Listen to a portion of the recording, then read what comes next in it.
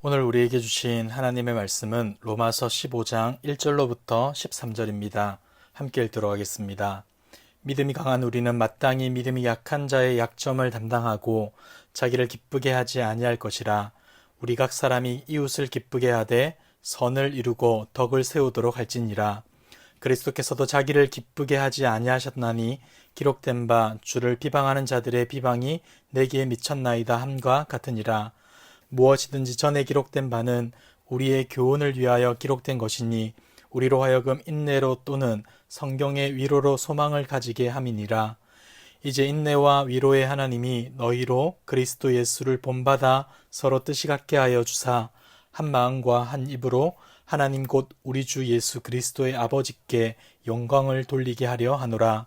그러므로 그리스도께서 우리를 받아 하나님께 영광을 돌리신과 같이 너희도 서로 받으라. 내가 말하노니 그리스도께서 하나님의 진실하심을 위하여 할례의 추정자가 되셨으니 이는 조상들에게 주신 약속들을 견고하게 하시고 이방인들도 그 긍휼하심으로 말미암아 하나님께 영광을 돌리게 하려 하심이라.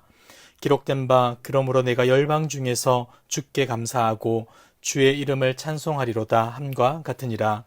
또 이르되 열방들아 주의 백성과 함께 즐거워하라 하였으며 또 모든 열방들아 주를 찬양하며 모든 백성들아 그를 찬송하라 하였으며 또 이사야가 이르되 이새의 뿌리 곧 열방을 다스리기 위하여 일어나시는 이가 있으리니 열방이 그에게 소망을 두리라 하였느니라.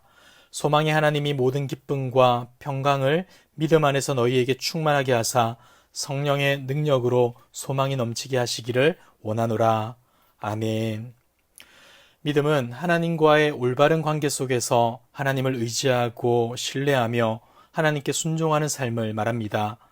또한 이 믿음은 하나님과의 관계뿐 아니라 사람들과의 관계에서도 드러나게 됩니다. 바울은 이러한 점을 분명히 하며 다음과 같이 말해주고 있습니다. 1절을 보겠습니다. 믿음이 강한 우리는 마땅히 믿음이 약한 자의 약점을 담당하고 자기를 기쁘게 하지 아니할 것이라. 14장에서 믿음이 연약한 자들을 받아들이라고 말했던 바울은 이제 믿음이 약한 자의 약점까지도 담당하라고 말합니다. 그리고 2절에서는 우리 각 사람이 이웃을 기쁘게 할 뿐 아니라 선을 이루고 덕을 세우는 데 앞장서라 권면하죠. 성도라면 서로를 비판하지 않는 소극적인 자세를 넘어서 보다 적극적으로 믿음이 약한 자들을 사랑하고 섬기는 자리에 있어야 한다는 겁니다. 이에 바울은 먼저 서로의 약점을 담당하라고 부탁하는 것이죠. 이것을 다르게 표현하자면 이웃들의 부족함을 너그럽게 봐주고 기다려주라는 말입니다. 믿음이 강한 자들이라 하여서 약한 자들을 무시해버리거나 짓밟아서는 안 되는 것이죠. 그들이 변화되고 성숙되도록 참고 견뎌야 한다는 겁니다. 그리고 이웃을 기쁘게 할 뿐만 아니라 선을 이루고 덕을 세우는 데까지 이르러야 합니다. 여기서 이웃을 기쁘게 하되 선을 이루라는 말은 신앙을 세워주는 영적 유익을 통해 이웃을 기쁘게 해야 한다는 뜻입니다. 정리하자면 성도들은 다른 성도들의 영적 유익과 그들의 신앙 성숙을 위해서라면 기꺼이 섬기고 인내하는 자리로 나아가야 한다는 겁니다. 그렇다면 왜 우리는 우리 자신이 아니라 우리의 이웃을 기쁘게 하고 그들에게 유익을 주는 삶을 살아야 하겠습니까? 3절을 보시면 이렇게 답을 해줍니다. 그리스도께서도 자기를 기쁘게 하지 아니하셨나니 기록된 바 주를 비방하는 자들의 비방이 내게 미쳤나이다 함과 같으니라. 바울은 지금 시편 69편의 메시아 예언 구절을 인용하여 답을 하고 있습니다. 그가 이 시편을 인용한 이유는 자신을 기쁘게 하기를 거부한 한 예로 예수님을 언급하기 위함입니다. 우리가 잘 아는 것처럼 예수님께서는 수많은 핍박과 비방, 심지어 십자가에 달려 죽으시는 자리에서도 자신의 유익을 구하지 않았습니다. 다시 말해서 예수님께서 자신의 유익을 구하지 않으셨던 것처럼 우리 또한 그분과 같은 삶을 살아야 한다는 겁니다. 사랑하는 성도 여러분, 예수님이 우리의 구주이심을 믿으십니까? 그렇다면 우리는 주님을 닮아가야 하고 따라가야 하는 겁니다. 십자가의 길을 걸어가신 예수님처럼 우리 또한 그 길을 걸어가야 하는 것이고 믿음이 연약한 자들을 기꺼이 섬겨야 하는 것입니다. 바울은 5절과 6절에서 믿음이 강한 성도가 연약한 자들을 기쁘게 해야 하는 또 다른 이유를 설명해 줍니다. 먼저 5절입니다. 이제 인내와 위로의 하나님이 너희로 그리스도 예수를 본받아 서로 뜻이 같게 하여 주사. 인내와 위로의 하나님께서는 성도들로 하여금 서로 같은 생각과 마음을 갖도록 인도해 주십니다. 우리가 서로를 용납하고 받아줄 때 이러한 변화가 일어나게 된다는 것이죠. 사랑하는 성도 여러분, 우리는 지금 하나가 되어가고 있습니까?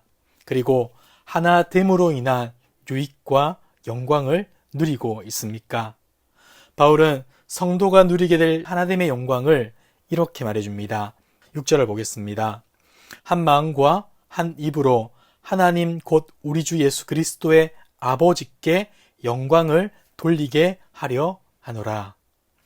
우리가 주님의 마음으로 서로를 용납하고 받아주어 하나가 된다면 우리 공동체는 한 마음과 한 입으로 하나님께 영광을 돌리는 공동체가 될 것입니다. 믿음이 연약한 자들을 돕는 헌신과 수고가 우리로 하여금 하나된 예배로 이끌어 준다는 것입니다. 여러분 생각해 보십시오. 성도 간의 틀어진 관계나 연약한 부분으로 인해서 예배에 집중하지 못할 때가 얼마나 많았습니까? 그리고 은혜를 누리지 못했던 때가 있지 않으십니까? 저 사람은 왜 저럴까 하며 불편해했던 것이 우리의 모습이었던 것이죠. 그런데 우리가 진짜 영광스러운 예배, 주님 안에서 하나된 예배를 드리고자 한다면 이들을 기쁘게 하고 유익하게 하는 삶을 살아야 하는 겁니다. 연약하고 부족한 이들로 인해 불평과 원망의 마음을 가지기보다 그들이 잘할 수 있도록 도와주고 기다려주고 기도해주는 것. 우리가 주님의 마음으로 그들을 이렇게 담당해 나갈 때 하나님은 우리 모두에게 은혜와 사랑을 부어주신다는 겁니다. 그리하여서 그들로 자라게 하고 우리로 하나 되게 할 것입니다. 이어지는 7절에서는 바울은 서로를 받아들여야 하는 이유를 다시 한 번 더 언급하고 나서 8절에서부터 그리스도께서 종이 되셨음을 이야기합니다. 먼저 8절과 9절 앞부분을 보겠습니다. 내가 말하노니 그리스도께서 하나님의 진실하심을 위하여 할례의 추종자가 되셨으니 이는 조상들에게 주신 약속들을 견고하게 하시고 이방인들도 그 긍휼하심으로 말미암아 하나님께 영광을 돌리게 하려 하심이라. 앞서 믿음이 연약한 자들과 강한 자의 연합을 말했던 바울은 너무나 자연스럽게 유대인과 이방인의 연합으로 주제를 바꿔갑니다. 그리고 여기서 우리의 이목을 끄는 한 부분이 있죠. 그리스도께서 할례의 추종자가 되셨다. 예수님이 할례의 추종자가 되었다. 쉽게 이해가 되지 않습니다.